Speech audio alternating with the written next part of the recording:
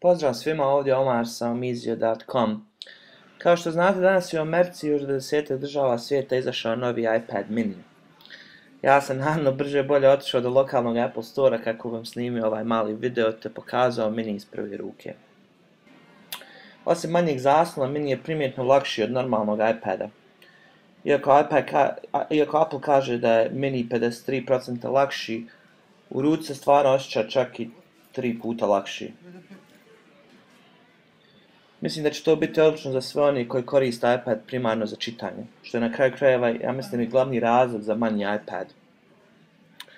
Mini naravno nema retina zaslon kao iPad 3 ili iPad 4, već mu je zaslon isti kao na iPadu 2, odnosno 1024 sa 769 piksela sa gustinom od 162 piksela po inču. S obzirom da ja osobno imam iPad 3 s retinom, ja definitivno mogu vidjeti razliku u razlučivosti. Mada nikad ne bih rekao da je ovaj zaslon loš u kojem pogledu. Kao što vidite po ovim slikama i tekstu, zaslon izgleda stvarno dobro. Što je još bitnije, s obzirom na A5 čip koji je posuđen za iPada 2, uređaj je stvarno brz.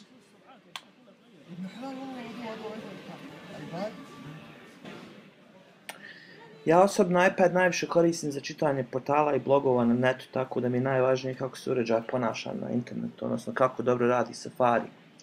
Kao što vidite, ovdje sam otvorio 5 tabova s različitim internet stranicama kako vam dočarao kako se mini ponaša pod punim loadom sa svojih 256 MB memorije.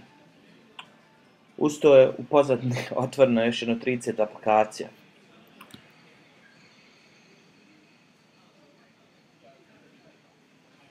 Kao što vidite, stranice se loadiraju prilično brzo.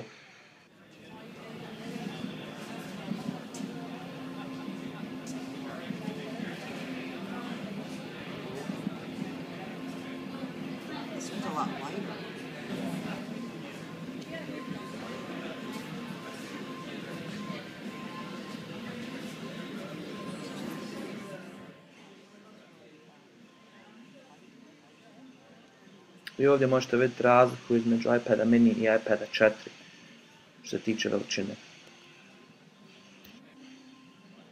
I tu je naravno Jetpack igrica, tako da ću vam pokazati kako se brzo učitava u usporedbi na uređaj koje možda vi imate.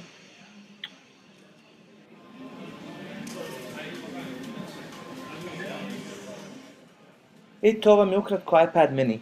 Prilično lijepa stvarčica koja će se svidjeti onima kojima treba manji tablet koji je lakše prenosiv. Punu recenziju iPad minija možete naći na Omizio.com stranicama. Hvala i do slušanja.